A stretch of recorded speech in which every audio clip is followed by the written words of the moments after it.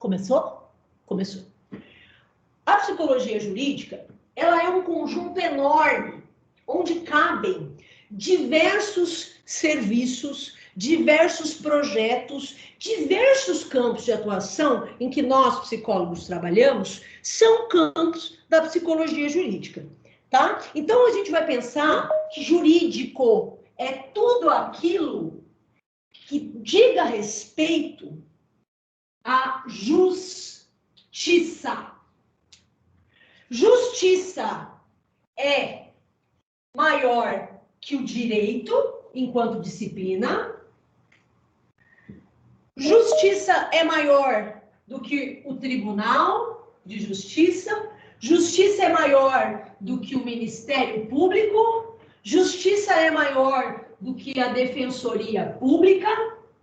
Justiça é um conceito que tem como principal foco no Brasil a ideia da dignidade da pessoa humana, a ideia de uma vida mais digna para todos os cidadãos. Então, quando nós trabalhamos no campo jurídico, nós trabalhamos não só atuando dentro de processos judiciais, mas também em toda ação, programa, projeto ou serviço em que se esteja defendendo direitos dos cidadãos, direitos humanos. Então, justiça tem a ver com dignidade da pessoa humana, certo? Seja dentro de um processo, ou seja, fora de um processo. Por isso que essa disciplina não se chama psicologia forense, porque se ela se chamasse psicologia forense, nós só estudaríamos os fenômenos que acontecem relacionados ao fórum. Nós só lidaríamos com fenômenos que acontecem quando há um processo judicial. Mas a justiça ela é muito maior do que isso. A justiça implica em direitos. Então, quando o psicólogo está no CREAS, Unidade da Política Municipal de Assistência Social, e a supervisora da IARA faz uma avaliação psicológica, produz um relatório psicológico, e esse relatório psicológico é mandado lá para o juiz para entranhar num processo, a IARA está tendo acesso a uma experiência de psicologia jurídica, sim, mas também de psicologia forense. Mas, Karina, a psicóloga que trabalha no fórum, ela não é lotada, ela não é da equipe técnica do juiz. Mas a partir do momento que ela está produzindo um documento técnico, oficial, que vai entranhar um processo na garantia de defesa de direitos da criança e do adolescente, aquela psicóloga ou psicólogo está atuando enquanto psicólogo jurídico, no subtipo forense. Beleza? Que outro lugar a gente pode trabalhar quando é psicólogo jurídico? Nas polícias.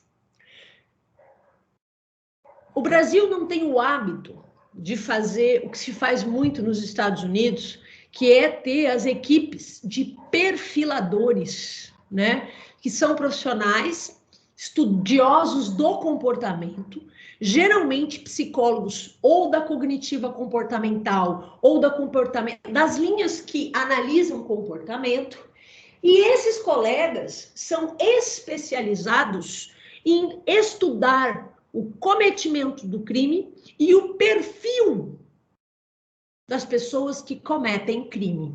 E esses colegas trabalham assessorando as polícias, oferecendo o seu saber para o curso da investigação. Quando eu estou investigando um crime, ainda não tem processo. O processo vem depois do inquérito. E ainda assim, quando trabalhamos nas polícias, trabalhamos como psicólogos jurídicos. Polícias. Beleza? Até aqui tudo bem?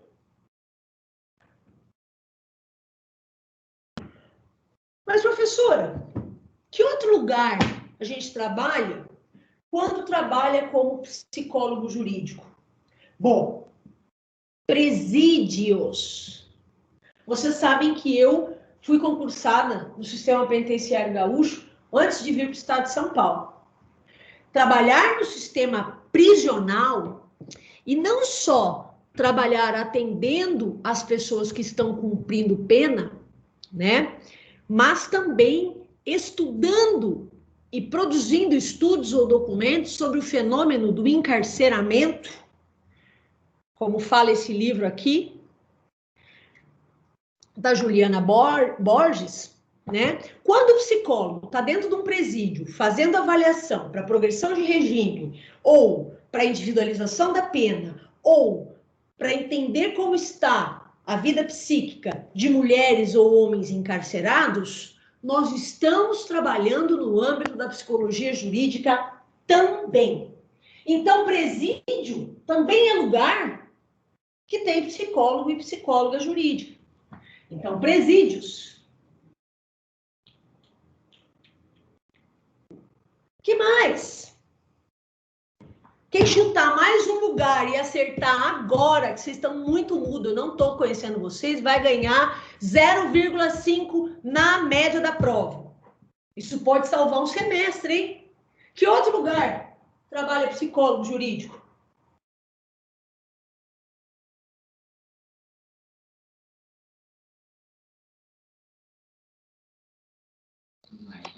Karina, naquelas... mas eu não... É Instituto Psiquiátrico Forense. Mas aí eu não sei se é isso que você queria. É isso? Tá.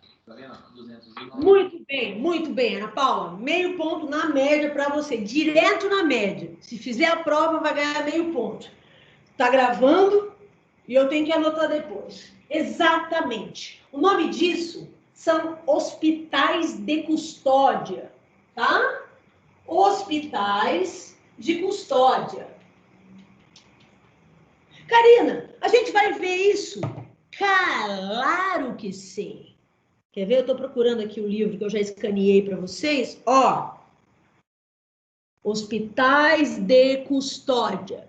Não se preocupem, vocês vão receber tudo escaneado. Vamos estudar o hospital de custódia e como é que nós, psicólogos, trabalhamos num hospital de custódia? Claro que vamos. Vamos estudar como funciona, o que fazemos, é justo ou não é justo internar uma pessoa para cumprir uma medida que, diferente da pena, que tem prazo para acabar, no caso da medida de segurança, que é o nome do que eles vão cumprir lá no hospital de custódia, não tem prazo para acabar. E aí existe uma potente crítica dizendo o seguinte: o Brasil tem um tipo de prisão perpétua, que é a internação nos hospitais de custódia. Porque se o sujeito, como eu já atendi um cara, que além de invadir as casas, matar as famílias, abrir os corpos, tirava as vísceras e comia parte delas, ele foi considerado inimputável. A gente vai entender tudo isso. O que quer dizer inimputável? Aquele sobre quem não se pode atribuir uma pena, porque ele tem uma psicopatologia que faz com que, no momento do ato delituoso, ele não conseguisse entender o que estava fazendo. Essas pessoas, elas vão internadas lá e elas são reavaliadas de tempos em tempos no que a gente chama de exame de cessação de periculosidade. Então, de tempos em tempos, eles são avaliados para ver se a periculosidade que levou eles a cometerem um ato cessou. Quem avalia são os psiquiatras, os psicólogos, e isso pode levar uma vida inteira o sujeito sendo avaliado e essa periculosidade nunca cessar. Então, uma das grandes críticas que se tem... Oi? Desculpa interromper, estou com uma dúvida. Diga lá. no meu caso, né, eu participei de uma audiência, tudo, pelo CRAS, mas porque nós não temos CREAS em Rio das Pedras. Então, o vínculo da criança já tinha sido rompido e o CRAS estava junto. Nesse caso, um CRAS, né, numa cidade em que tem o CREAS, também acontece essa psicojurídica? Na verdade, quando a gente tem uma situação de violação de direito, entende-se que quando se está avaliando o núcleo familiar, imagino que o poder familiar, né, a família, o pai e a mãe dessa criança, desse adolescente que tu acompanhaste, eles não estavam conseguindo cumprir a função protetiva da família. E por isso, provavelmente, essa criança estava sendo avaliada para que a guarda dela fosse passada para outro familiar, que a primeira coisa é a família, depois é pensar na adoção. Quando isso acontece, quando uma família, seja ele pai, mãe, tio, quem zelava pela criança, não consegue exercer os cuidados necessários para zelar por aquela criança, a gente entende que já houve uma violação de direitos. Violação de direitos é conteúdo e temática de proteção social especial. Tecnicamente, quem deveria acompanhar esse caso não era o CRAS, era algum psicólogo, assistente social, vinculado à Secretaria de Assistência. Porque o que a gente fez aí nesse caso? A proteção básica atendeu um conteúdo de proteção especial. E mais, não só especial, mas que ia se tornar especial de alta complexidade. Porque essa criança provavelmente ia passar ou por um acolhimento institucional ou por um acolhimento em família acolhedora. Então, em primeiro lugar, tecnicamente, na política de assistência social, esse atendimento não poderia ser feito pelo CRAS. Porém, respondendo a sua pergunta agora, Fabiano, considerando, né, que a equipe técnica que foi lá, resolveu, atendeu e foi à audiência, foi a do CRAS, naquele momento, a equipe técnica estava na atuação de psicologia jurídica, sim, porque estava lidando com temática de psicologia jurídica. Mas, tecnicamente, em termos de política pública, não era aquela unidade a unidade correta para fazer. Conheço a cidade, porque pela defensoria a gente tem bastante interface, e sei que a rede de política pública é bem restrita, né? Então, quem acaba segurando a onda e resolvendo quase tudo é o CRAS. Sim, era uma atuação de psicologia jurídica. Ainda mais se houve alguma produção de documento. Tá bom? Respondi? Respondeu, obrigada, viu, Karina? Nada. Então, olha lá, hein? Presídio. O que eu tava... Eu acabei de falar disso daqui? Acabei de falar do hospital de custódia? Sim, sim. Tá, beleza. Sim. Tá, a gente vai ter aula específica sobre isso, tá? Que mais, hein? Para eu começar a mostrar o nosso cronograma, para vocês verem tudo que nós vamos lidar. Hospital de custódia. Karina, não, eu não sei se você concluiu, porque você estava falando que existe um risco de a pessoa passar a vida toda lá, né? Isso. Então, essa é a conclusão, essa é a crítica, Tá bom. Aí, tá? Nós vamos ter uma aula em que a gente vai lidar só com isso, tá? Vou mostrar para vocês depois o cardápio da disciplina.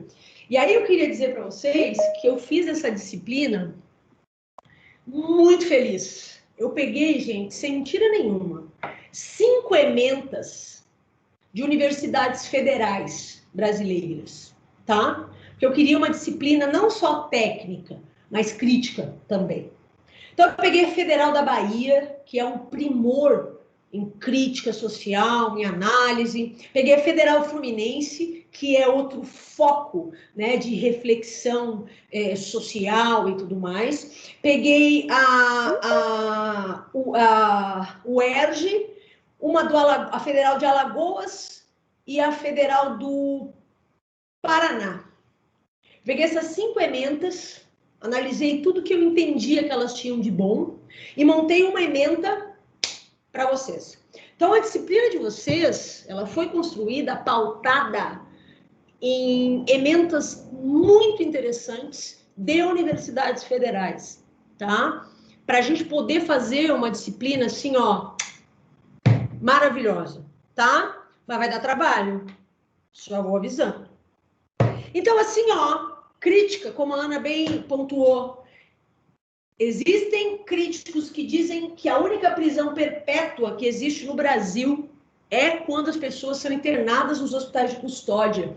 E, principalmente, sendo psicóticas, elas não recebem o tratamento adequado para que a psicose possa ter o controle dos sintomas, né? Sendo assim, a conduta sempre estará alterada e a suposta sensação de periculosidade nunca acabará. Então, tem pessoas que passaram a vida inteira presas, né, internadas nos hospitais de custódia, perderam todos os vínculos sociais, familiares, né? E essa é uma crítica que se faz a esse modelo que o Brasil tem. Esse livro aqui, que eu tirei um capítulo para trabalhar com vocês, ele é uma fiscalização que o Conselho Regional de Medicina do Estado de São Paulo fez em todos os hospitais de custódia do nosso estado, e vocês vão utilizar. Quem me presenteou com esse livro foi uma colega minha de mestrado, médica, que fez parte dessa inspeção, tá? Colega minha e do Geninho, de mestrado. Então, hospital de custódia, polícias, presídios, defensoria, Tribunal de Justiça, Ministério Público. Vocês sabiam que tem psicólogas e psicólogos trabalhando no Ministério Público? Aqui em Piracicaba, nós temos, é uma só, né? Mas ela trabalha no Ministério Público. A gente vai entender direitinho o que fazem os colegas no MP, o que fazem os colegas no tribunal, o que fazem os colegas na Defensoria Pública, tá bom? MP, TJ, CREAS, Polícia, Defensoria, Presídio, Acolhimento, Hospital de Custódia, medidas socioeducativas. Medida socioeducativa em meio aberto, tá? É aquele tipo de medida que a gente aplica no adolescente que comete um ato infracional, porque a gente não diz que o adolescente cometeu crime, o adolescente comete ato infracional. Aquele adolescente que cometeu ato infracional, mas que não tem a gravidade ou as características que ele seja indicado por um cumprimento e internação na Fundação Casa, ele vai cumprir uma medida socioeducativa, vocês viram isso na disciplina comigo em políticas públicas, né? Em meio aberto, onde ele vai ser acompanhado por um orientador de medidas para entender, né, qual o significado do ato infracional na vida dele, na subjetividade dele, no convívio familiar e comunitário que ele tem. E ele vai ser trabalhado no sentido de superar os elementos que fizeram com que ele infracionasse. Só que isso tudo é feito em meio aberto. E tudo isso é informado para o juiz. E o psicólogo que produz o relatório e manda para o juiz, para dizer como é que o menino está no cumprimento de pena, está trabalhando enquanto psicólogo jurídico. A grande questão é que eu posso atender medida socioeducativa em meio aberto dentro do CREAS, e aí o CREAS já está aqui, ou eu posso atender, como o Piracicaba faz, indiretamente, através de um serviço em parceria com o poder público que vai exercer a orientação das medidas, que aqui em Piracicaba é o CEAME que executa. Ali na Pasca, onde é que está a Pasca? Deixa eu ver onde é que eu estou. Ali na Pasca. Tá? Beleza? Então, medida socioeducativa em meio aberto também é tema de psicologia jurídica. Certo? Outra coisa, eu estou olhando os livros e vendo o que tem aqui, para eu não esquecer desses lugares todos que eu preciso citar. Enquanto isso, vocês podem fazer perguntas, tá? Enquanto a tia se organiza. Deixa eu pensar o que mais. Que mais? Vem alguma coisa mais na cabeça de vocês? Onde tenha psicólogo jurídico? Na pesquisa, né, gente? Pesquisa. Quando a gente está na universidade, ou fora dela, mas sim com pesquisas independentes, estudando os fenômenos dos direitos humanos, garantias de direito de cidadania como um todo, nós estamos trabalhando no campo da psicologia jurídica, nós estamos pesquisando no campo da psicologia jurídica, tá? Evidentemente, quando a gente está no tribunal e é psicóloga ou psicólogo que trabalha na equipe técnica do juiz, a gente, além de ser psicólogo jurídico, a gente é também psicólogo forense, porque a gente trabalha no fórum e a gente produz regularmente laudos para que o juiz se ampare neles para tomar as decisões. Porque o juiz, embora pomposamente o direito considere os juízes os peritos peritorums, né? Os peritos dos peritos, eles não têm como ser peritos em tudo. Impossível, por mais que eles entendam onipotentemente que podem. Mas eles não são peritos em tudo. Então, o que eles têm que ter? Eles têm que ter a equipe técnica deles para produzir as avaliações, e a gente vai ver isso em 3 aulas, a psicologia civil, né, o direito civil, na verdade, né? A gente vai ver porque muito da nossa atuação, ela está relacionada ao direito civil e ao direito de família. Então, a gente vai entender direitinho o que é direito civil, o que é direito de família. Quando o caso é de adoção, quando o caso é de destituição do poder familiar, quando o caso é de mudança de guarda, quando o caso é de alimentos, que é a famosa pensão alimentícia, né? Quando o caso é para as visitas, ou regime de convivência, né? Tudo isso diz respeito a direito civil e direito de família, tá? Direito da infância e do adolescente também está aí no meio. Então, a gente vai entender direitinho o que é, o que não é. Ô, Karina, a gente não vai falar sobre crime, né? A gente não vai estudar crime, a gente não vai falar de psicopata, a gente não vai falar... A gente vai. Mas aqui eu queria fazer uma observação. O Brasil é um país desigual, por excelência. A desigualdade social, a desigualdade mais ampla que se possa imaginar é presente no Brasil, é historicamente presente no Brasil, né? A violação de direitos, a usurpação de populações mais vulneráveis, a pobreza, a miséria, o racismo estrutural, o machismo estrutural, ele é muito presente no Brasil. Esses fenômenos, em especial os fenômenos que geram a pobreza extrema e a miséria, e a questão racial, eles fazem da sociedade brasileira uma sociedade essencialmente desigual. Então, quando eu vou estudar crime nos Estados Unidos, por mais que haja muito racismo, por mais que haja muita desigualdade social, o nível de qualidade de viver da população norte-americana, se comparado com a brasileira, é mais elevado, no sentido de que as pessoas que vivem mal, vivem bem melhor do que se vive no Brasil, do ponto de vista econômico. Então, quando a gente chega num presídio do Brasil e olha para ver quem é a população que está presa, basicamente é a população pobre sem sombra de dúvidas. Como a pobreza no Brasil está relacionada à questão de classe, como a pobreza no Brasil está atrelando a questão de classe e a questão racial, o que a gente vê então no Brasil é encarceramento de pobre e preto, principalmente. Tem branco preso também? Tem. Branco pobre preso. Então, quando a gente vai analisar os crimes que são cometidos no Brasil, os crimes cometidos no Brasil, em sua grande maioria, têm a ver com miséria, pobreza e desigualdade. Então, não faz muito sentido a gente tentar perfilar, né, os perfis dos psicopatas ou sociopatas brasileiros, porque sociopata, mais do que tudo, é a sociedade desigual brasileira.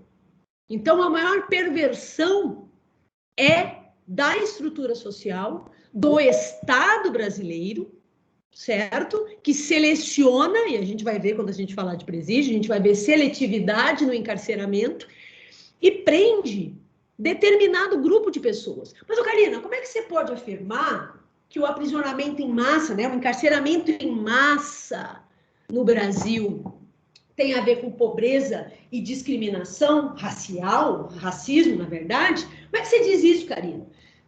Basta você pegar, fazer um levantamento. Quais são os crimes que mais acontecem no Brasil? Os crimes que mais preenchem os nossos presídios. O que a gente vai achar são crimes, essencialmente, relacionados ao tráfico de drogas, ao furto ou ao roubo. Se pegar esses 3 tipos penais, dá mais de 70% dos encarceramentos brasileiros. Bom, se as pessoas traficam, pessoas ricas e pobres traficam. O que acontece é que na sociedade brasileira, se você tem um helicóptero com 500 quilos de pasta base de cocaína, você pode não ser preso. Agora, se você é pego com uma trouxinha de maconha na esquina, tentando passar ela adiante, você pode ser preso. Vai depender da quantidade de melanina que você tiver na pele. Não na quantidade de droga. Porque vocês concordam comigo que 500 quilos de pasta base de cocaína deve dar não sei quantas toneladas de cocaína, porque é pasta base, e o pessoal ainda vai misturar. E uma petequinha de maconha não é nada se a gente pensar num helicóptero com 500 quilos de cocaína. Essa é a sociedade brasileira. O cara que estava com 500 quilos no helicóptero está solto. E os meninos, né, das comunidades vulneráveis, por vezes eles nem estão com drogas e a droga aparece com eles. A gente vai discutir sobre isso também, tá? Querem fazer alguma pergunta? Porque agora eu pontuei alguns campos em que a gente trabalha, né, como psicólogo jurídico, só para a gente dar uma aquecida e para vocês verem sentido na apresentação que eu vou fazer para vocês, dos conteúdos que a gente vai trabalhar e dos livros que eu tenho aqui, né, que foram os livros usados para a disciplina, tá certo? Querem fazer alguma pergunta, gente? Eu falo mais que o Batman. E aí, como a gente não está cara a cara, eu não consigo ver o que vocês estão pensando, quer dizer, ou imaginar o que vocês estão pensando. Vocês têm perguntas para fazer? Oi, Karina, boa noite. Boa noite. Deixa eu só ver quem tá falando. Juliana Ortega. Ô, Juliana, a moça que me salvou. Você lembra, Juliana? Eu tô com o celular da minha filha, acho que é por isso que não aparece a identificação. Ah, legal. Ana Luísa. Eu fiquei aqui pensando, que baseado nisso que você falou, nessa comparação, essa questão com os Estados Unidos, então aqueles serviços de proteção que a gente vê, a vítima e testemunha, aqui não funciona, então, não tem psicólogo atuante em programas assim. Tem. Que bom que você lembrou. Quando eu estava falando do perfil dos crimes nos Estados Unidos, não que não haja seletividade nos Estados Unidos, há também os pretos e latinos, e todos aqueles que eles consideram não brancos, né? Que é um conceito mais amplo do que preto ou preto embranquecido, que é o conceito do não branco, né? Eu estava falando, na verdade, que eles têm toda uma área de estudo do perfilar, né? Porque eles têm índices menos grotescos do que nós, que falam de uma sociedade desigual. Porque aqui, se eu vou estudar perfil, eu preciso primeiro estudar o perfil do Estado que seleciona determinadas pessoas para serem presas, tá? Aqui no Brasil, foi bom que você falou isso, a gente tem alguns serviços, são os programas de proteção à testemunha. Nós temos um, chama PPCAM, com M, tá? Lembrei dos Centros de Referência da Mulher Vítima de Violência, tá? O PPCAM é Programa de Proteção, né? Programa de Proteção à Criança e o Adolescente Ameaçados de Morte. Então, nós temos um programa aqui para criança e adolescente, né? Em âmbito estadual, né? Um programa muito bonito, que a Defensoria já acionou diversas vezes, tá? Composto aí por equipes com psicólogos, assistentes sociais, pedagogos, advogados, que toda vez que se tem um adolescente ou uma criança ameaçado de morte, seja porque está envolvido com um movimento criminoso, ou seja porque foi testemunha de algum fato criminoso, né? Ou porque viu alguma conduta perigosa da polícia, né? Que daí pode ser ameaçado pelo Estado na figura da polícia. A gente vai ter uma aula sobre necropolítica, né? Vão trazer um Mbembe e tudo mais, um texto dele, não ele, né, gente? Não estou com essa bola toda. E aqui nós temos esse serviço, tá? Ele é um serviço muito bonito, só que ele é um serviço que foi sendo gradativamente enfraquecido. Não porque as equipes técnicas não têm qualidade, não têm um saber, muito pelo contrário, mas o Estado, na hora de priorizar esse programa ou aquele serviço e tal, ele acabou tirando dinheiro desse programa, porque esse é um programa caro, porque além da equipe técnica, eu tenho que também prover, por vezes, eu vou dar um exemplo para vocês. Eu tenho um adolescente que viu um policial executar uma pessoa a sangue frio na frente dele. Esse garoto passa a ser ameaçado de morte. O que o programa de proteção à criança e adolescente ameaçado de morte faz? Algum serviço público, pode ser o CREAS, pode ser a Defensoria, pode ser o CRAS, pode ser o Conselho Tutelar, aciona o programa. A equipe do programa vem imediatamente, a resposta costumava ser rápida. Encontra esse garoto e a família dele, começa a construir com esse núcleo familiar, se constatar a periculosidade de fato para a vida daquela criança, um programa de mudança total na vida do núcleo. Inclusive tirando a família inteira da cidade e levando para um outro lugar, conseguindo emprego, escola, por um período X, renovável por mais 2X, até que aquele núcleo consiga reorganizar a vida em outro lugar, longe do risco de morte. Então, o Brasil tem esse tipo de serviço. A minha experiência com ele, mesmo agora na Defensoria e antes na Secretaria de Estado do Desenvolvimento Social, era de que esse programa funcionava, porém, como ele é um programa caro e o Estado tem um jeito muito estranho de priorizar coisas, eles perderam muito recurso. E os colegas estão trabalhando hoje, basicamente, com nem 1/3 das condições que tinham para trabalhar com essa demanda, tá? Então, sim, temos, né?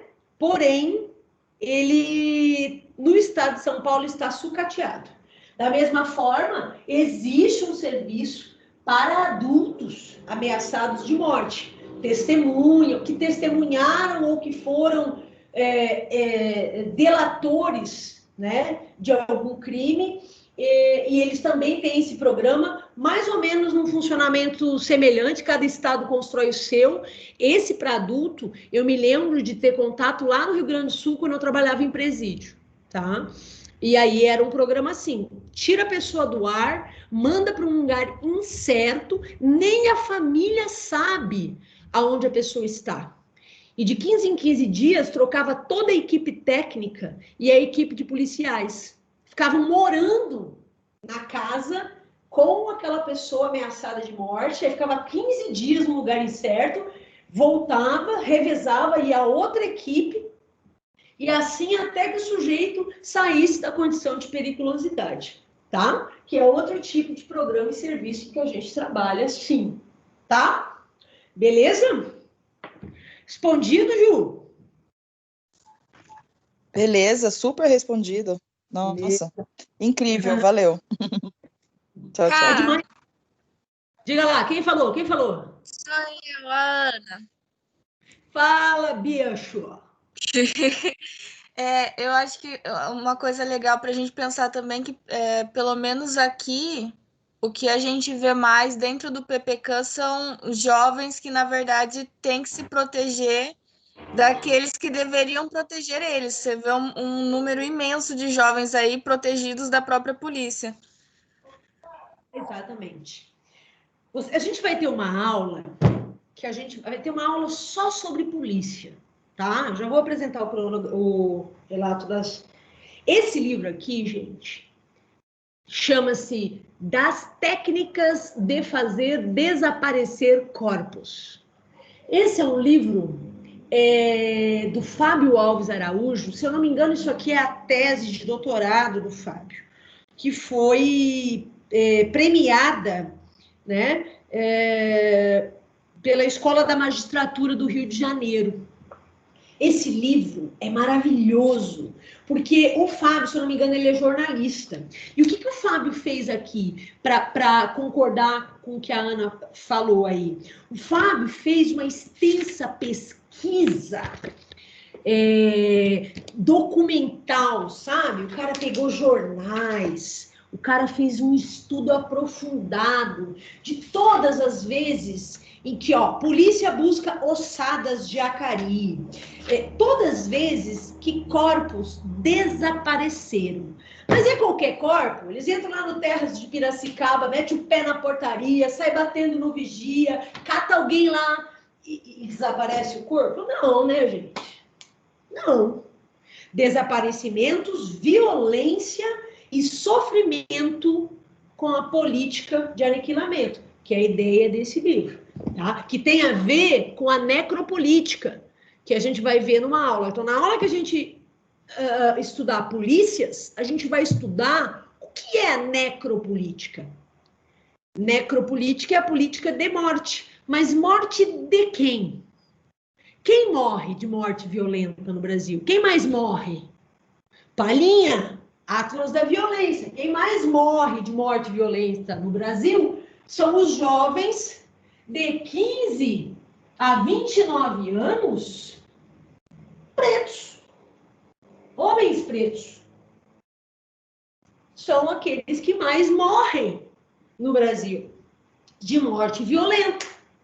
E aí, por vezes, ou porque essa morte se dá no bojo dos movimentos criminosos em disputas, né? Ou porque a polícia tem uma técnica toda especial de fazer desaparecer corpos, que é o que esse livro fala.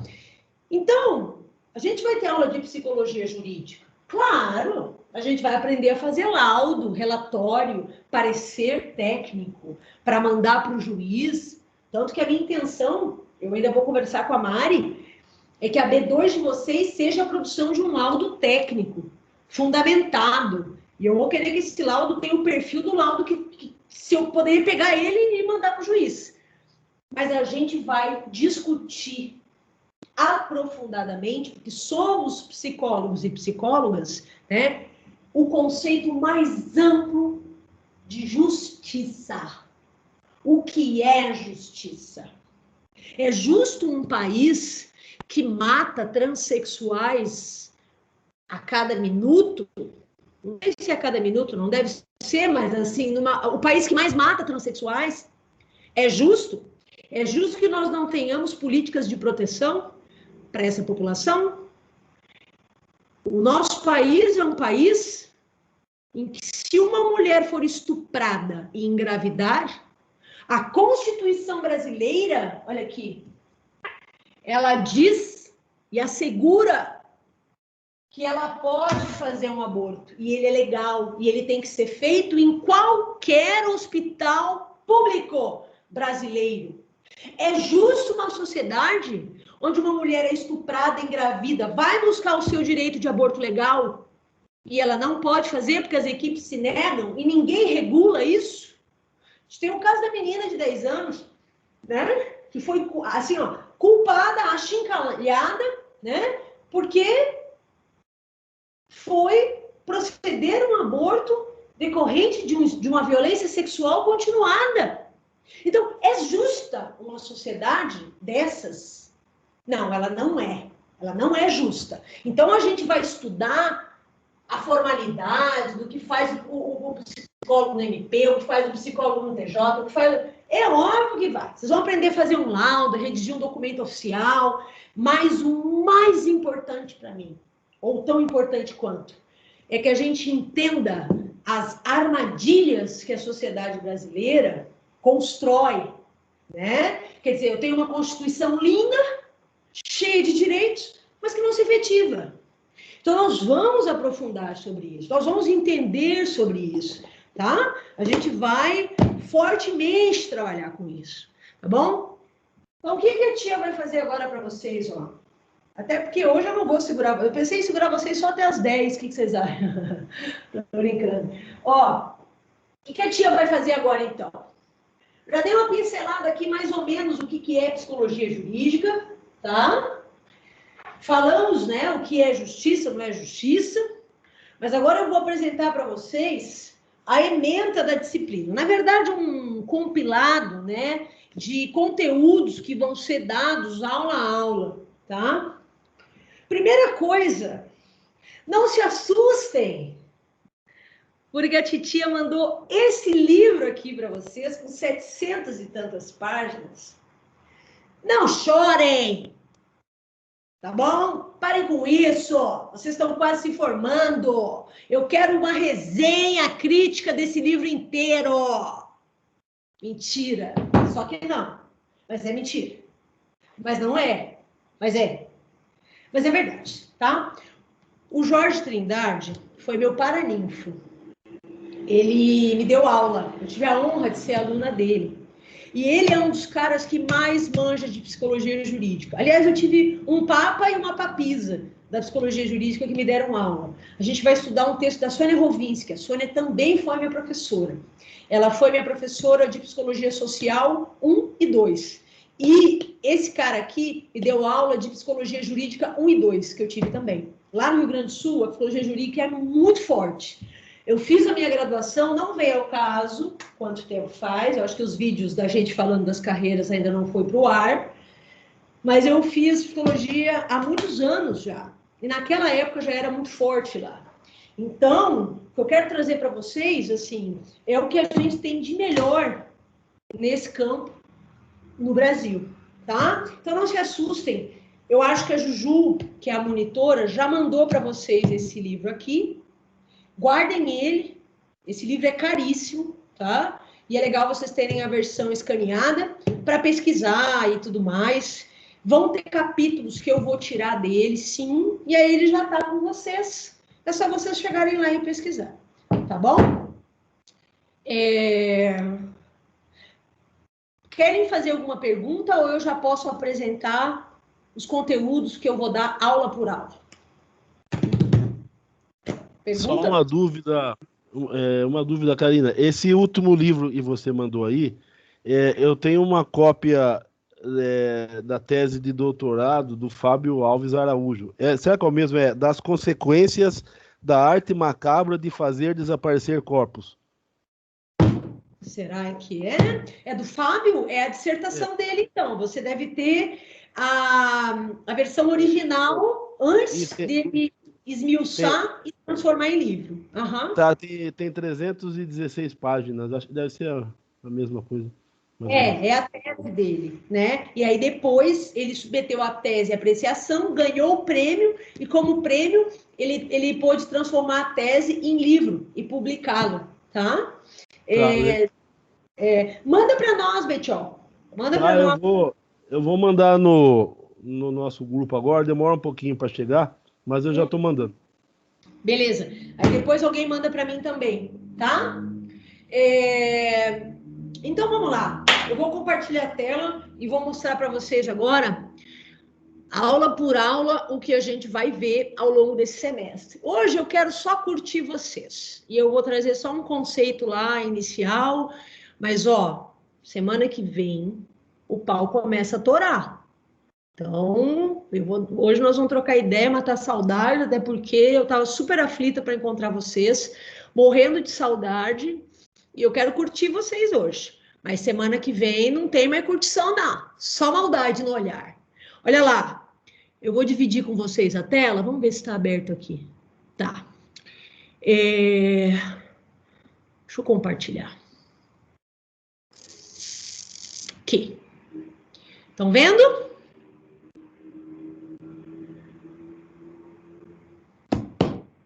Estão conseguindo ver a tela? Tá, beleza. Olha lá.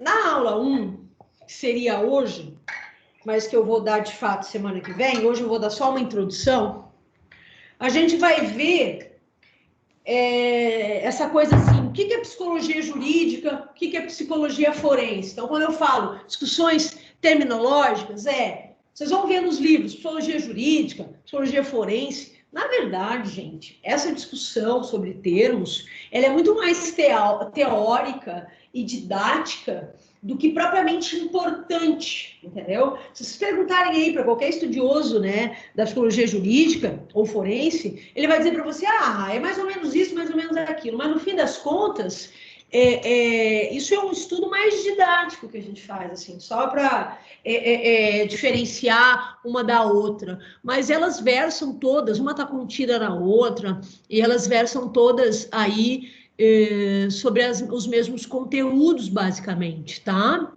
Deixa eu ampliar aqui, aí, ó.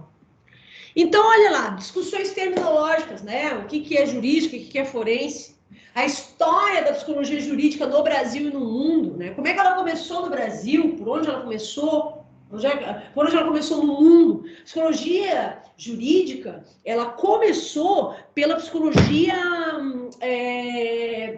penal, pelo direito penal, tá? No estudo, chamando, né, na verdade, os psiquiatras para fazerem avaliações de criminosos, aspas na expressão criminosos. Ela é uma expressão que eu não vou usar mais. Né? Em pessoas que cometeram delitos, tá? Porque ela é uma expressão pejorativa, tá?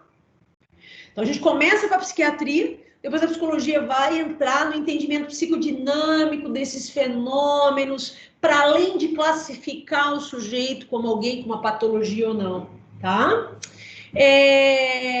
As funções da psicologia jurídica no Brasil, conforme o Conselho. O nosso Conselho Federal, ele tem lá um documento que explica os campos de atuação da psicologia. Antes eram 9, se não me engano, hoje são 12 ou 13, alguma coisa assim. E lá tem um documento que explica quais são as atribuições do psicólogo jurídico, tá? A gente vai olhar isso. O que o nosso conselho espera da gente no exercício da função de psicólogo jurídico, tá? Então, isso a gente vai ver a aula que vem. Na aula 2, a gente vai discutir o que é justiça. A gente vai aprofundar nisso, né? O que é o Estado? O que é o estado de bem-estar social? O que é o estado de crise? Alguém ia falar alguma coisa?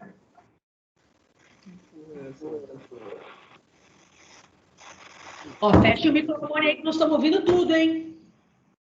Olha lá, tá? Deixa eu só ver se essa ementa correta, porque tem umas 557 mil ementas de vocês. Essa é a correta, sim. Tá. Olha lá. Bom, conceito do Estado. O que é Estado? O que é estado de bem-estar social?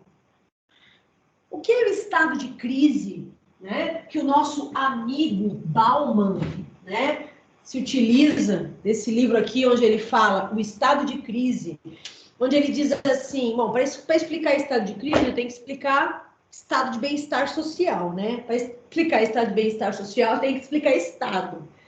O estado de bem-estar social, grosso modo, seria um estado de melhor funcionamento para o bem-estar da sociedade, onde o Estado, enquanto estrutura maior de organização dos cidadãos, né, representando os cidadãos, oferecesse todas as condições através das políticas públicas para que as pessoas vivessem na melhor condição de bem-estar.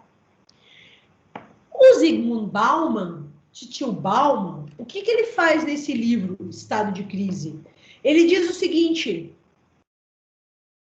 nem o Estado mais assegura o nosso sentimento de segurança, nem mais o Estado garante o nosso sentimento de segurança.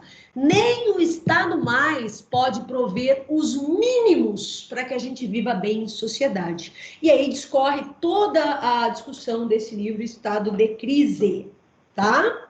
A gente vai falar sobre isso.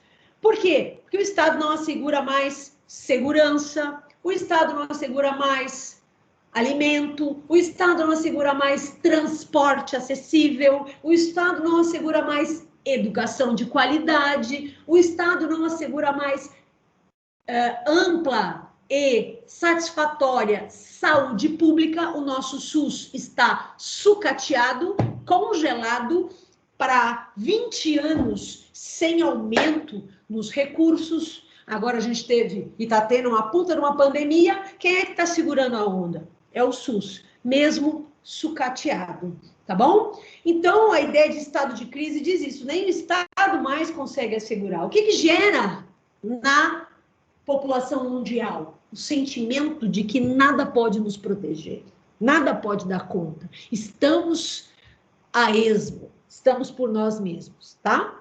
A gente vai ver democracia, Constituição, o artigo 5º, as garantias, os direitos e garantias individuais e coletivos e os direitos sociais. Vamos ver o que é TJ, Tribunal de Justiça, Ministério Público e Defensoria, o que faz cada um desses órgãos. Na aula 3, a gente vai ter uma aula super densa. Vocês estão me enxergando naquele quadradinho no canto direito inferior?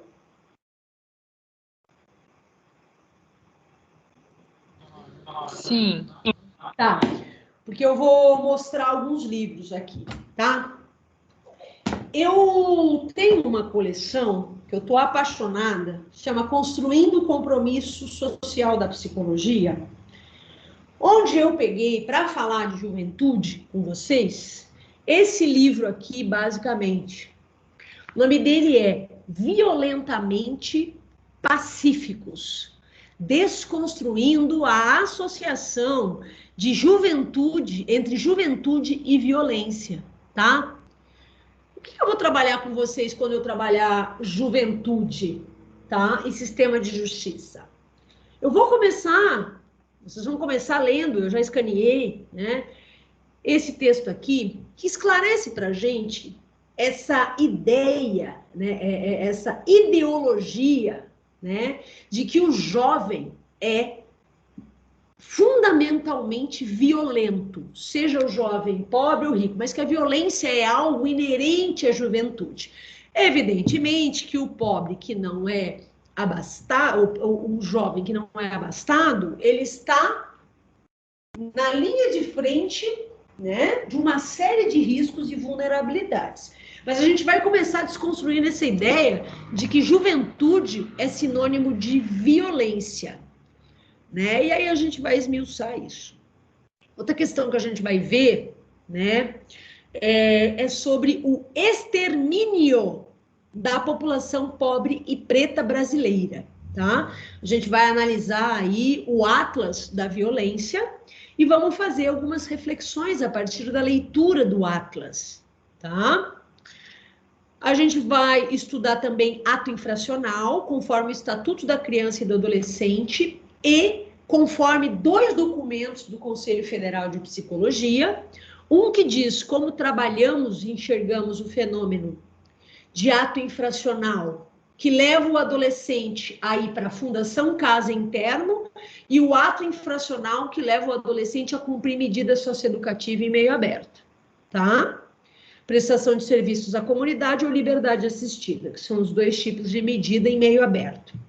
Então, nós vamos estudar, nós vamos entender aonde no Estatuto da Criança e do Adolescente isso está escrito, como deve se dar o olhar, o entendimento e a abordagem da psicologia sobre este fenômeno. Eu não sei se você sabe, mas o Conselho Federal de Psicologia tem uma postura técnica de ser contrário à redução da maioridade penal. O que isso quer dizer?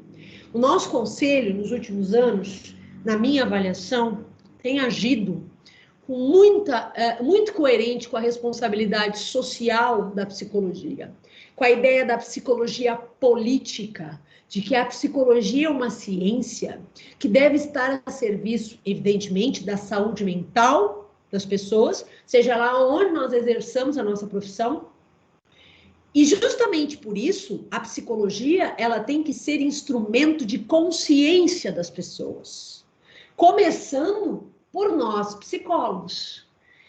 Então, quando eu vou atender, por exemplo, se eu sou psicóloga e trabalho no serviço de medida socioeducativa, ali da PASCA, com jovens autores de ato infracional, eu tenho que entender sobre o fenômeno. O que leva determinado grupo de adolescente a cometer determinado delito? O que leva aquele adolescente em si a ter cometido aquele dado delito, né? E o meu olhar, ele não pode ser um olhar de senso comum, de entender, mata todo mundo, isso aí não vale nada, não tem futuro. Não, o nosso olhar não pode ser esse. Se o nosso olhar for esse, nós não podemos trabalhar com esse fenômeno. Se a gente não dá conta de entender a realidade social de uma forma mais ampla e mais clara, a gente não pode trabalhar com esse tipo de conteúdo. É que nem você, enfim, se você chega para alguém do seu consultório, uma pessoa, no consultório, numa instituição, uma pessoa preta, falando do sofrimento psíquico, que a questão racial, que o racismo gera na vida dela, e tudo aquilo que o racismo amarra o seu desenvolvimento, o seu crescimento, você virar para ela e dizer, para, você está hiperdimensionando isso, não é bem assim. Se é para a gente fazer isso na vida das pessoas, porque a gente não entende, a gente não lê o livrinho lá do Conselho Federal de Psicologia sobre como trabalhamos as questões sociais, a gente não trabalha. Ninguém é obrigado a trabalhar com todos os conteúdos. Mas a gente precisa conseguir detectar aqueles conteúdos com os quais a gente não dá conta de trabalhar. Então, nós precisamos ter clareza sobre todos esses fenômenos. E o nosso fazer, ele tem que ser um fazer crítico, certo? Foi antes da pandemia, eu estava no meu consultório lá em Campinas. E aí tinha, assim, em cima da mesa, um livro, Os Anais de um Congresso de Psicanálise. As minhas colegas da clínica são essencialmente psicanalistas e eu estou de mal com a psicanálise, faz tempo. Estou me debatendo com algumas questões. Aí eu peguei para ler, né? Tinha lá um cara, pelo que eu vi da apresentação dele, ele devia ser o Pi das galáxias, né? E aí eu comecei a ler lá, blá, blá, blá, blá, blá, blá, porque os transexuais são pessoas que fogem ao conceito de normalidade. Opa, e blá, e o tal Papa lá fala blá, blá, blá, blá, blá. Gente, aquilo ali, depois da lei de homofobia, que ainda não foi escrita, mas cujos direitos estão sendo empregados analogamente pela lei de racismo, aquilo ali dava um prato cheio. Então, veja, o compromisso da psicologia é com a saúde mental das pessoas e com o bem viver. A nossa função não é projetar no sujeito, jogar para cima do sujeito uma certa moral supostamente vigente para todos. A psicologia não permite isso, né? Teórica e tecnicamente não podemos fazer isso. Mas é entender o sujeito, escutar o sujeito e caminhar com ele ao encontro do melhor viver dele, para a existência dele. Não existe um crivo que diga isto é normal e o parâmetro para a vida de todos. A psicologia, foi-se o tempo em que a psicologia podia pensar desta forma. E me parece que nos últimos 10 anos, o olhar respeitoso à diversidade humana, né, dos nossos conselhos ampliou-se potentemente. E hoje, a nossa profissão age, de fato, pelo menos teoricamente, pela orientação dos conselhos, né? Eu não posso falar da prática de cada colega lá no seu cotidiano, mas age muito mais coerente com uma ciência que deve promover, caso a caso, a saúde mental. Gente, eu sou do tempo que a gente tinha aula eu me lembro muito da aula de psicanálise. Eu tinha uma grande professora, uma psicanalista, que quando ela ia dar aula sobre homossexualismo, olha o sufixo ismo, nos fala de patologia. A homossexualidade já deixou de ser patologia há 257 mil anos. E eu tive aula de uma professora psicanalista, dizia, eu não fui na aula sobre homossexualidade, todo mundo sabe que eu sou lésbica, porque eu entendia que eu precisava cuidar de mim, que aquela aula não ia me fazer bem, porque eu ia escutar coisas ali que não eram o que eu era e o que eu sou.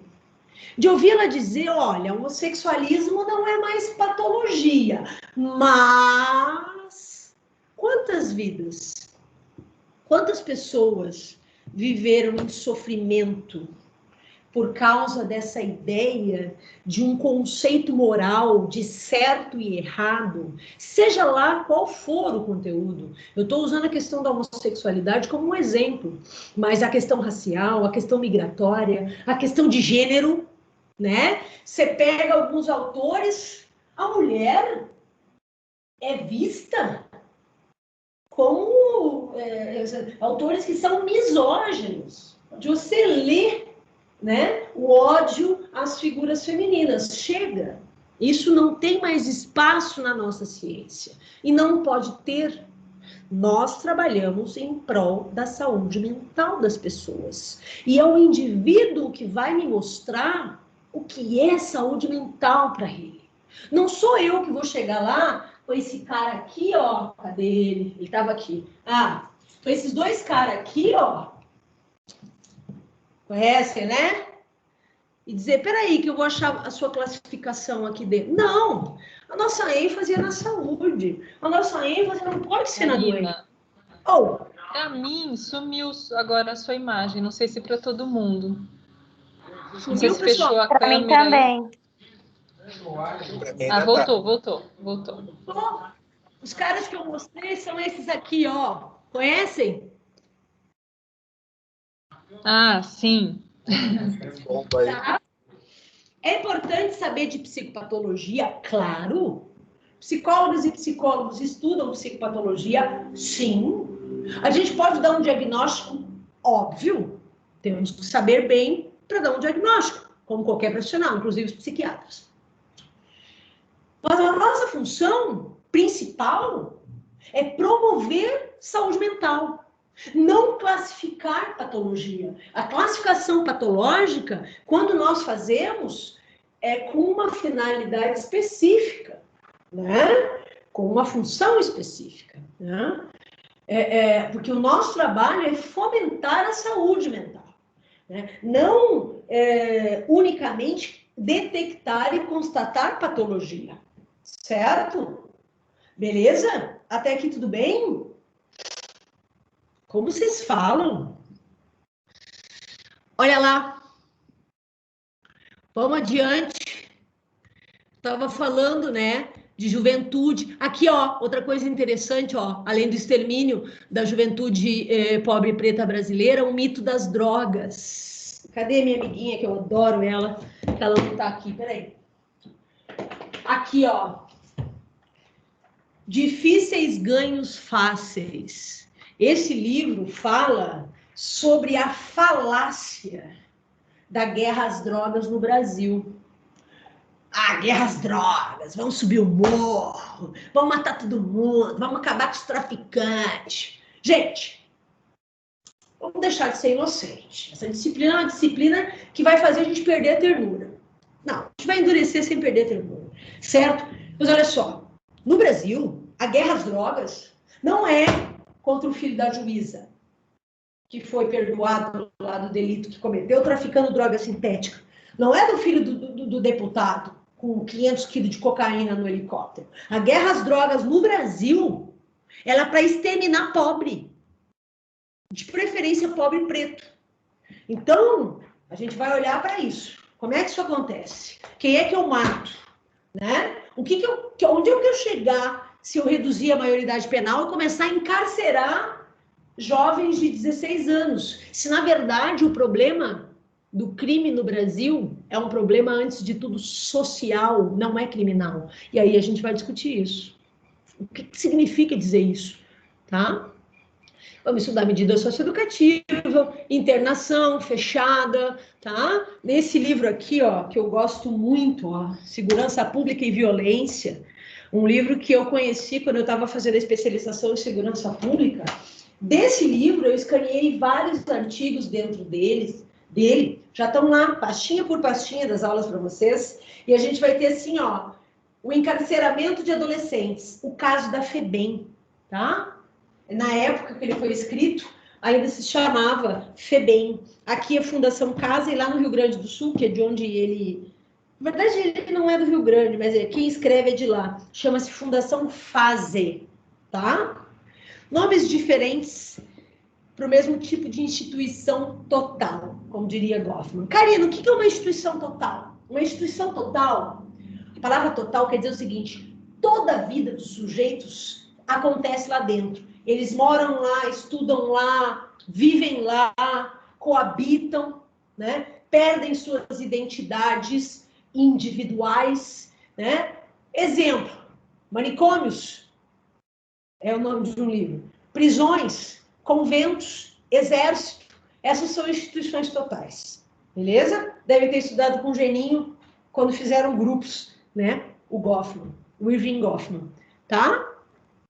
Aí depois da juventude e justiça, a gente vai ter uma aula só sobre infância, tá?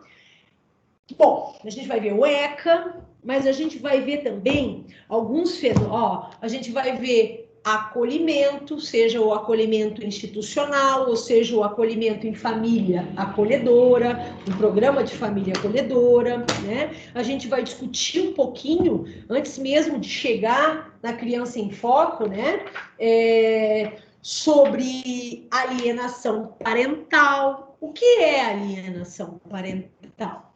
Alienação parental, gente, é classificado hoje como uma das formas de violência contra a criança e adolescente, que é você,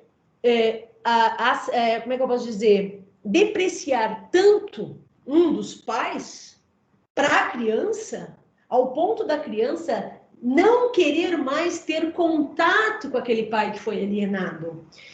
E onde é que reside a violência contra a criança? Porque é direito da criança e do adolescente conviver em família e em sociedade. Quando um adulto faz a cabeça da criança contra o outro pai ou mãe, ele está violando essa criança, porque está violando o direito a conviver com aquele familiar, né? Então, a gente vai ver bem sobre isso. Nessa aula de Infância e Justiça, a gente vai ver violência sexual contra a criança, né? Vamos entender aí um pouco mais o que pode acontecer com um agressor, vamos discutir aí os meandros do caso da menina que foi violentada seguidamente e acabou engravidando do seu violador. Então, nessa aula, a gente vai ver isso, tá? Vínculo, apego, tudo... como é que se dão aí, vamos ter uma pincelada, como é que se dão os processos na vara da infância, né?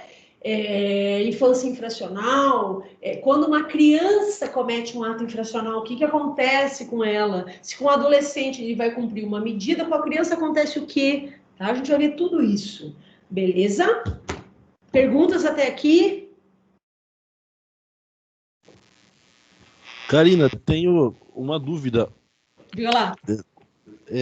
A situação aí do adolescente pobre preto que recebe, então, medida de internação numa fundação casa. Esse adolescente, sendo paciente psiquiátrico, daí ele acaba seguindo para uma clínica. Só que, por falta de convênio, ele volta para a fundação e tem um desfecho X. Não teria, qual poderia ser uma outra alternativa, sabendo que, no caso, esse adolescente já é um paciente psiquiátrico desde os 10 anos, de nível meio alto, assim, tal.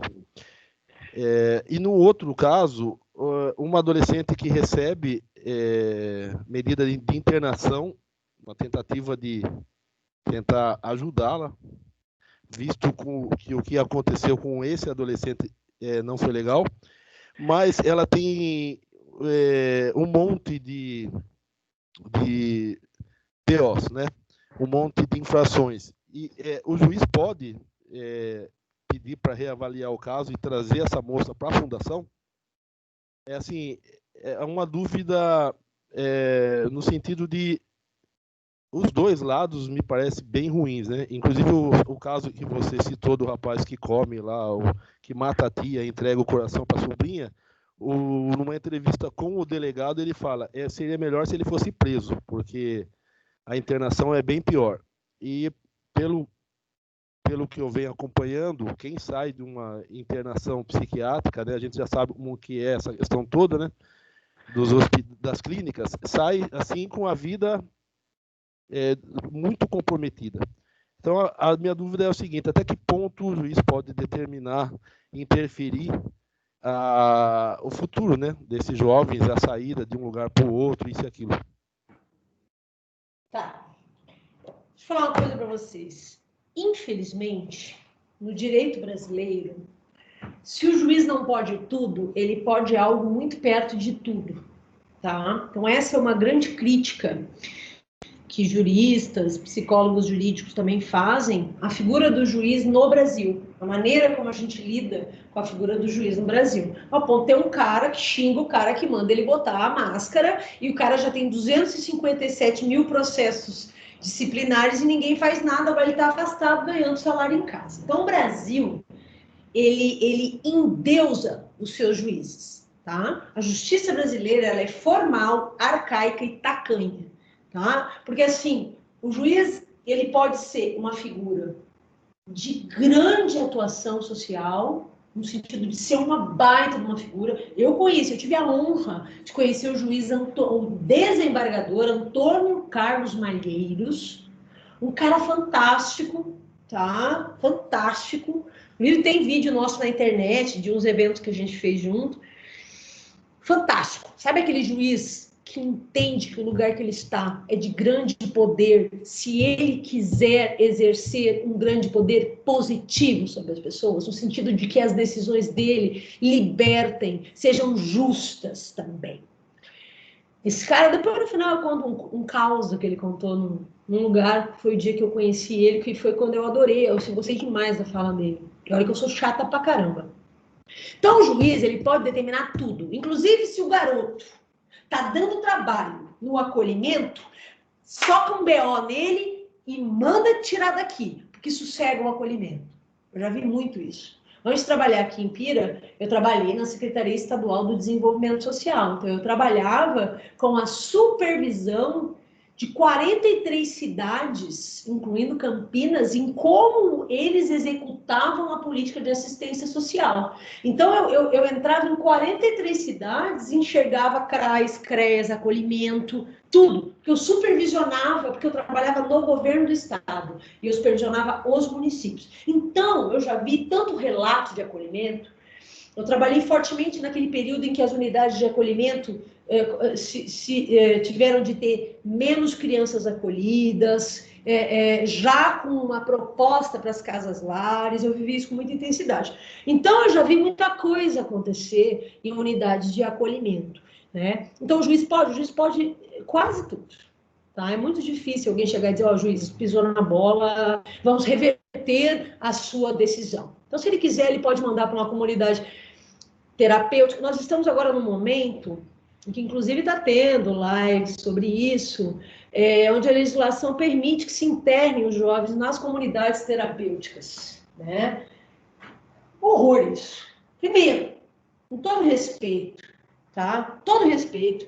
Inclusive, eu já estudei bastante sobre essa questão das comunidades terapêuticas. Estava no governo do estado quando houve aquele programa que custeava vagas nos hospitais, né, para internação para usuários de crack, foi uma grande promoção do governador do estado na época.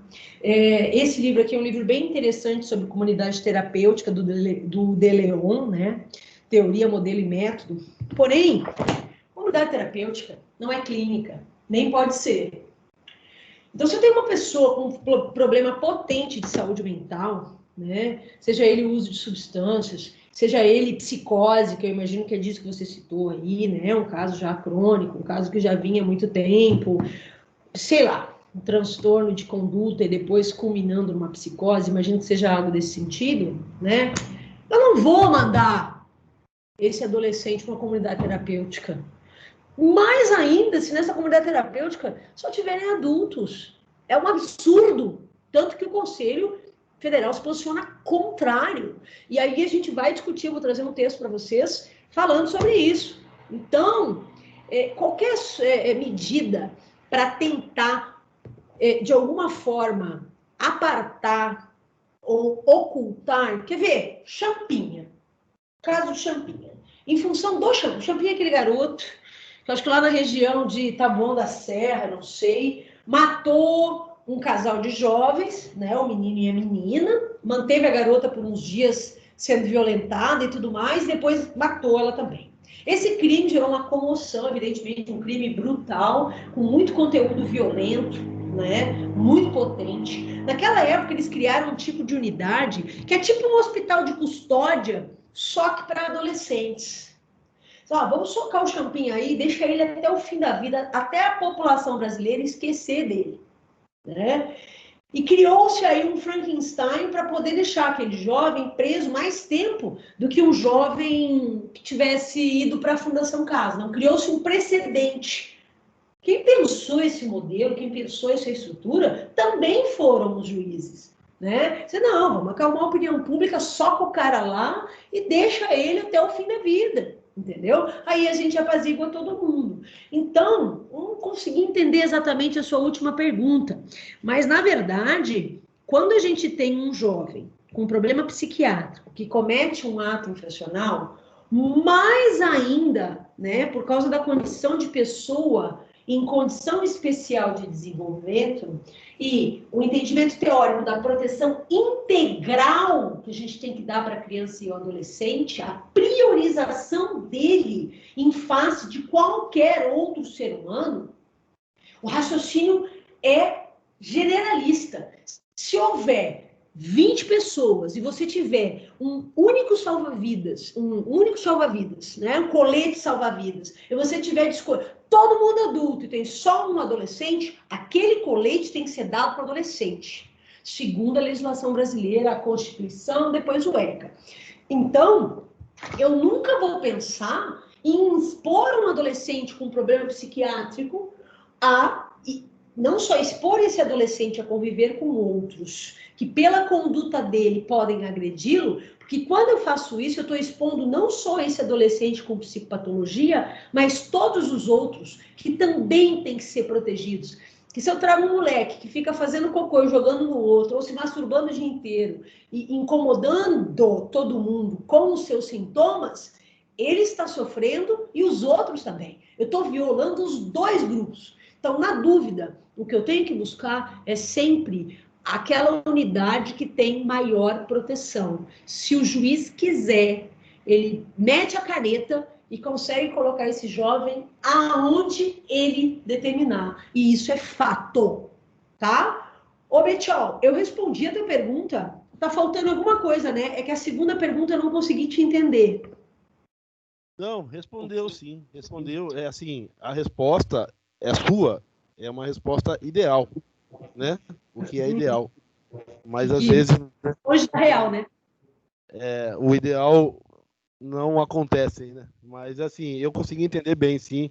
E fica aí então para as próximas aulas uma reflexão maior. Eu vou pensar sobre isso para conseguir digerir melhor as coisas que eu vi, tá bom? Mas respondeu sim. Beleza.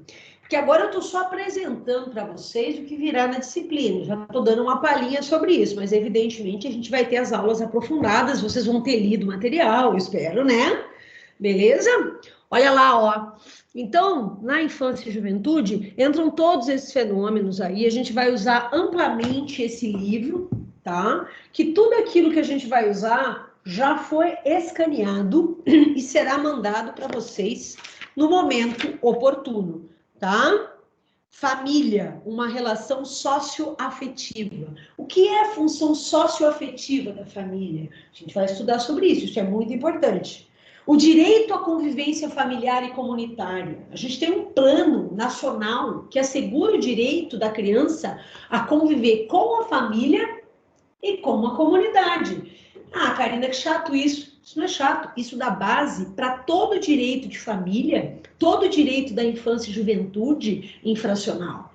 Porque é a partir desse princípio que eu vou entender que quando uma criança está num núcleo familiar, que está com dificuldade de protegê-la, eu tenho que ter a lógica da família. Primeiro família, segundo família, terceiro família e quarto família. Não entendi, Karina. Eu tenho um pai e uma mãe que, deixa eu dar um exemplo da realidade lá da defensoria, que usam álcool o tempo todo e outras substâncias. Nisso, por mais que eles tenham amor aos filhos, as crianças acabam sendo negligenciadas. E aí, alguém vai lá e faz uma denúncia no Conselho Tutelar, no lugar certo de se fazer uma denúncia. O que acontece? Vem o Conselho Tutelar, chega na casa e diz, olha, nós vamos encaminhar vocês para o serviço especializado de atendimento, lá para o CREAS, tá? Lá para o CREAS, para essa família ser acompanhada. Lá pelas tantas constata-se o quê? Que aquela família está com a capacidade protetiva fragilizada. E proteger aquelas crianças é tirar, mesmo que transitoriamente, a criança de perto do pai e da mãe, ou seja, lá quem for a família. O que vai acontecer? Primeiro, família. O que isso quer dizer? Primeiro, a lógica do Estado nas políticas públicas tem de ser fortalecer a família de origem para que a criança possa permanecer naquele núcleo. Se não deu, eu vou para a segunda família. Buscar a família extensa. Tem vô, vó, tio, algum familiar que não do núcleo de onde ela vem, que possa ficar com a guarda? Não, não tem. Então, a gente vai para a terceira família. A terceira família, já que eu não posso deixar na família, eu vou ter que encaminhar essa criança para o acolhimento, que seja através dos programas de família acolhedora. Tem que ser priorizado o acolhimento familiar ao acolhimento institucional. E nós, psicólogas e psicólogos, trabalhamos fortemente nos estudos na época em que se instituiu que os programas de acolhimento familiar são menos danosos para as crianças do que o acolhimento institucional. Nós estávamos lá comprovando a importância do vínculo familiar, da convivência familiar. A lei se instituiu dessa forma muito pela nossa participação enquanto psicólogos, dizendo, olha só, pessoal, se vocês vão pensar em deixar a criança com alguém, sempre, mais do que tudo, o ideal é que se mantenha a relação familiar. Porém, se a primeira família não deu, a segunda não deu, a terceira não deu, que a unidade de acolhimento institucional tenha parâmetros o mais próximo possível dos parâmetros de vínculo e afetos de uma família. Então, isso aí, o dia que vocês forem fazer um concurso, vocês nunca esqueçam. Quando eu estou falando de poder familiar e o direito da criança, é primeiro família, segundo família, terceira família e quarta família. Beleza? Porque a criança tem o direito à convivência familiar e comunitária. Isso vai impactar nos processos de guarda, de adoção, tá? De perda e suspensão do poder familiar. Vai impactar em várias coisas que a gente vai estudar. E isso a gente vai ver nessa aula. Gente, eu estou só explicando a quarta aula agora. Eu estou sendo chata? Sejam verdadeiros. Mintam, por favor. Mentiras sinceras me interessam. Tá chato? Fala a verdade. Eu encerro tudo agora, nós vamos tudo dormir. Não, tá boa. Tá chique. Tá? Beleza. Olha lá, deixa eu falar um negócio.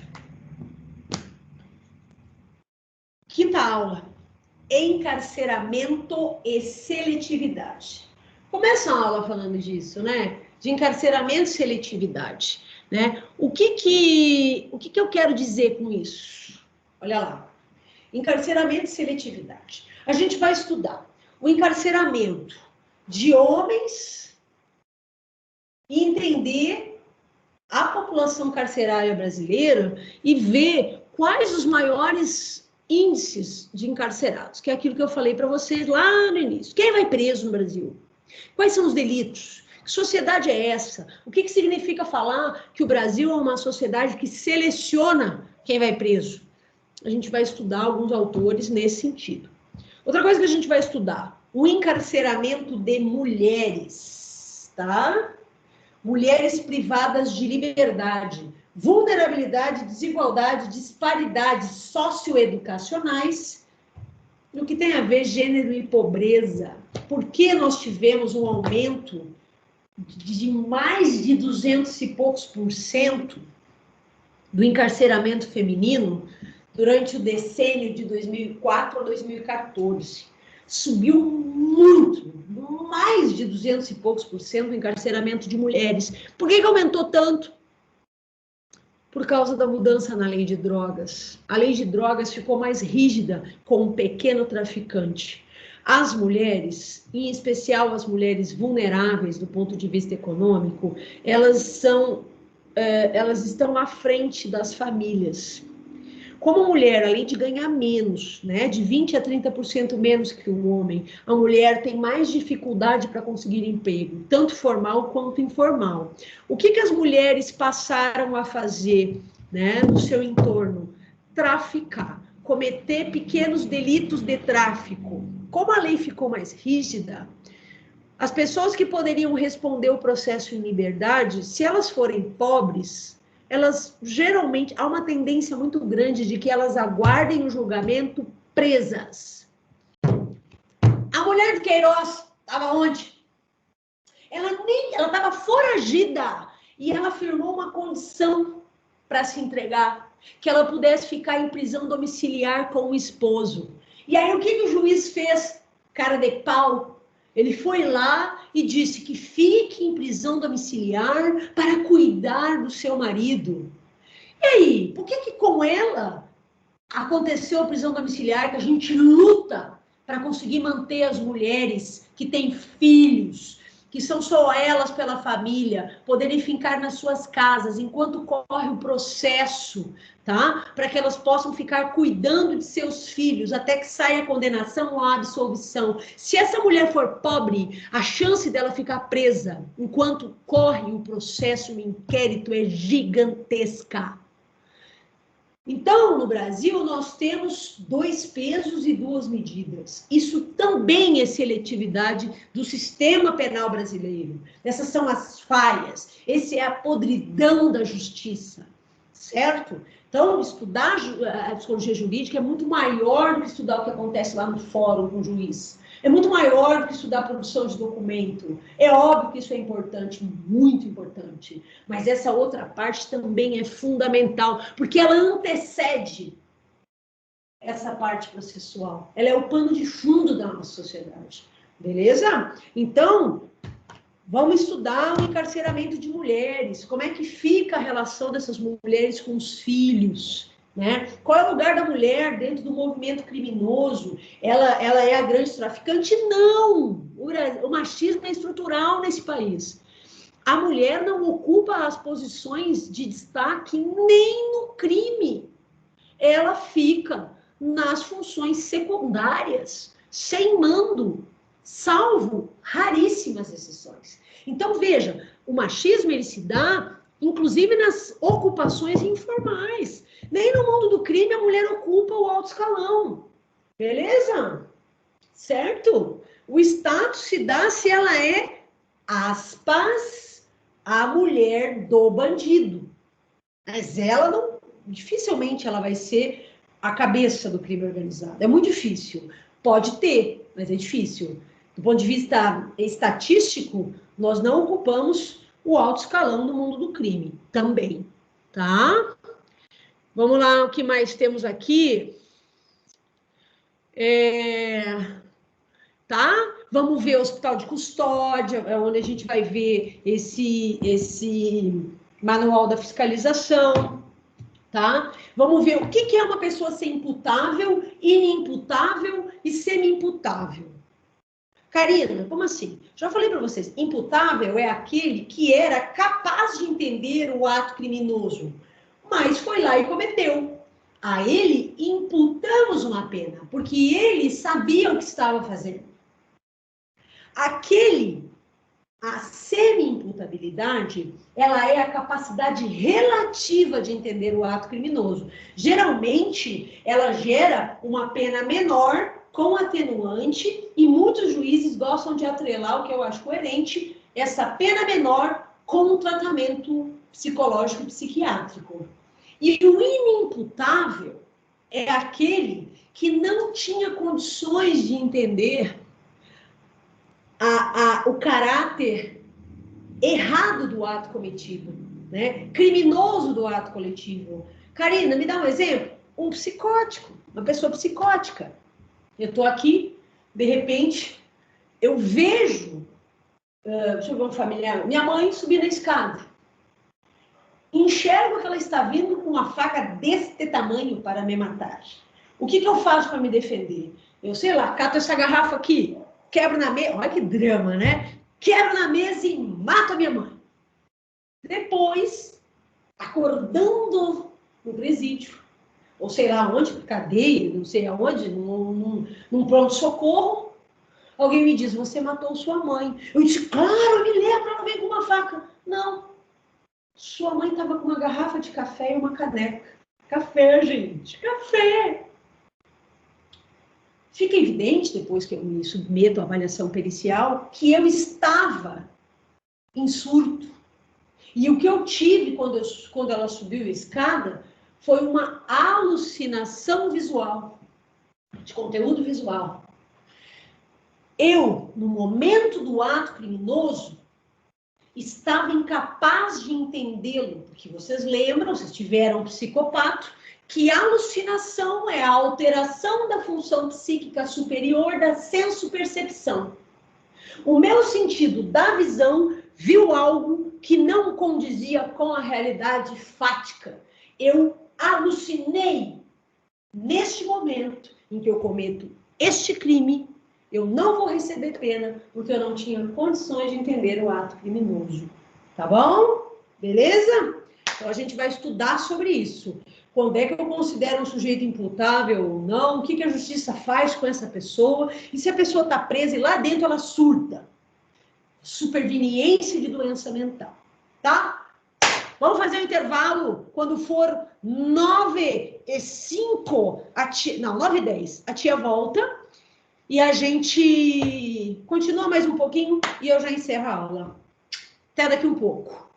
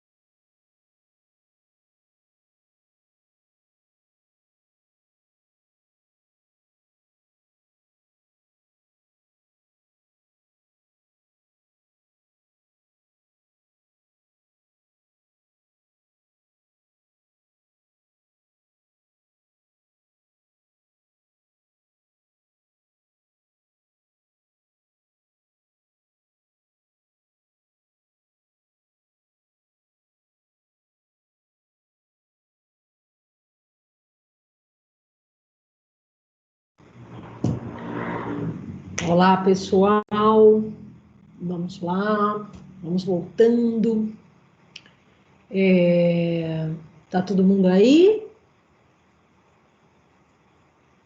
Posso recomeçar, pessoal? Oi, Pri. Maravilha. Pode sim, Karina. Beleza. Bom, vamos adiante então, né? Eu dei uma olhada aqui nos slides que eu tinha para essa aula, né? E aí eu percebi que muitas coisas do início dessa aula eu já estou explicando. Então, na semana que vem, a gente vai partir de um determinado ponto para frente já da aula. Só que eu estou seguindo, explicando os conteúdos que a gente vai ter, mas já ministrando alguns dos slides que eu ia já apresentar nessa aula. Então, a aula que vem a gente já vai partir mais ou menos da metade da apresentação para frente, tá? Eu estou bastante preocupada com dar tempo da gente ver a matéria toda, mas assim como eu combinei com a turma que eu dei aula ontem, né? Se faltar conteúdo, a gente tem o recurso de eu gravar as aulas que eu entender que precisam ser complementadas ou que porventura eu não consiga ministrar em tempo, eu posso gravar essas aulas, subir na minha página no YouTube para que vocês assistam, tá? Então, caso a gente não consiga vencer todo o conteúdo, eu me comprometo com vocês de gravar as aulas, né, do que eu não consegui dar e subir para vocês no meu canal do YouTube, tá? Evidentemente que aquilo que eu não der aula dentro do período normal, eu não vou cobrar em prova nem em trabalho, né? Tá bom?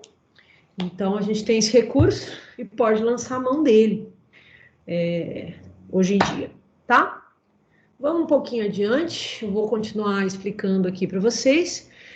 Nós falamos, por último, de imputabilidade, semi-imputabilidade, enfim. Agora nós vamos falar das aulas de direito civil. Por que eu reservei 2 aulas para o direito civil? Tá? Pelo seguinte, o direito civil, ele guarda aí um número muito grande de atuações nossas, de possibilidade de atuações nossas. Vejam, a gente pode falar de guarda, de divórcio, dessa capacidade civil. O que é capacidade civil? Vocês já ouviram falar de interdição, né?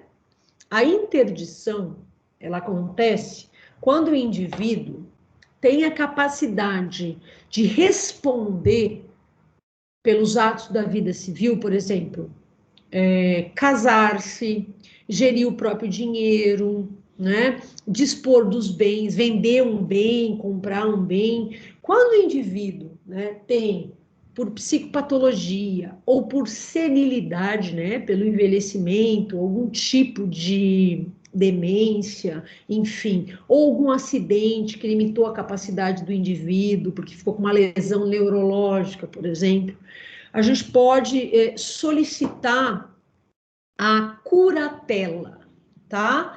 Então, quando a pessoa não consegue, por exemplo, uma pessoa que é